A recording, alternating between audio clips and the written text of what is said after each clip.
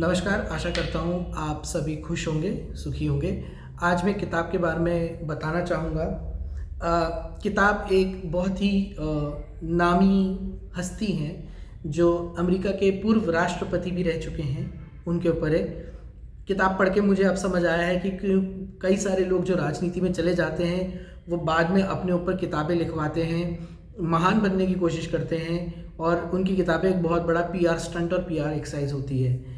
किताब का नाम है माय लाइफ, बिल क्लिंटन के ऊपर। ये किताब बहुत ही ये किताब बेसिकली बिल क्लिंटन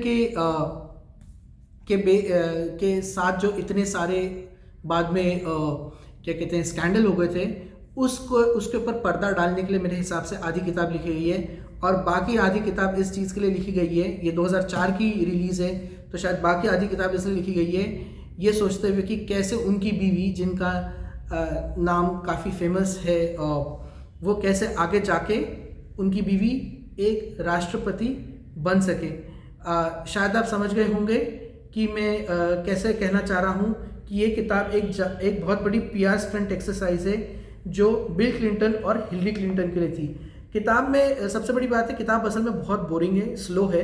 किताब में अच्छी बात यह है कि किताब में बीच बीच में कई सारी ऐसी तस्वीरें दी गई हैं, पर किताब में अगर आप देखें 60% किताब पढ़ने के बाद आपको ऐसा समझ आएगा कि ऐसे कई तस्वीरें जहाँ पे बिल क्लिंटन हिलरी क्लिंटन के साथ नाच रहे हैं, वो ओवल ऑफिस में कैसे आ रही हैं, कैसे नाफ्टा में उनकी बीवी ने काफ़ी काम करा है और कैसे वो रिपब्लिकन से बेहतर है। किताब का शुरुआती हिस्सा बहुत ही जैसे सारी किताबों का होता है, ऐसा है कि कैसे बिल क्लिंटन जो विलियम जेफरसन क्लिंटन के नाम से पैदा हुए थे, कैसे एक बहुत ही छोटी सी घर में रहते थे, होप आर्कनसा में एक जगह है होप पे, और वहाँ से कैसे वो हॉट स्प्रिंग्स में गए और फिर कैसे बिल क्लिंटन स्कूल में बड़ा अच्छा करने लगे, टेनर लेवल पे सैक्सोफोन बजाने लगे और फिर वो धीरे धीरे उनकी पब्लिक अपीयरेंसेस बढ़ी और वो पॉलिटिक्स में आ गए। बीच में वो कैसे अपनी बीवी से मिले और क्या क्या उन्होंने चीज़ें करी अपनी ज़िंदगी में, ये भी किताब में लिखा गया है। मेरे हिसाब से आप हालांकि इस किताब की 23 लाख से ज़्यादा प्रतिलिपियाँ बिक चुकी हैं, मेरे हिसाब से आप अपना वक्त इस किताब को पढ़ने में ज़्यादा जाया ना करें, क्योंकि एक तो ये किताब सस्ती नहीं है और दूसरी किताब बहुत मोटी है, जैसे आप देख सकते हैं। और किताब को पढ़ने के बाद ऐसा कुछ चमत्कार भी नहीं लगेगा, आपको ऐसा भी नहीं लगेगा कि आपने कोई बहुत बड़ी चीज़ सीख ली है।